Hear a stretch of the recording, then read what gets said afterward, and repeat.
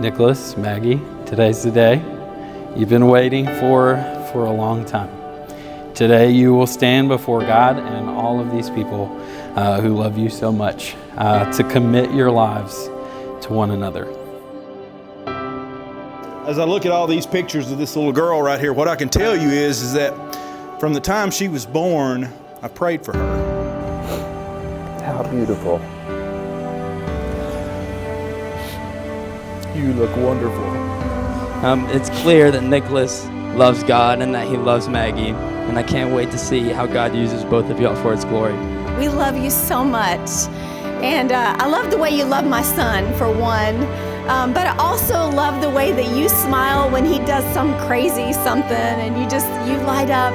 We love you so much, Maggie, just for you. As a minister of the gospel, I now pronounce you husband and wife. Nicholas, you may now kiss your bride.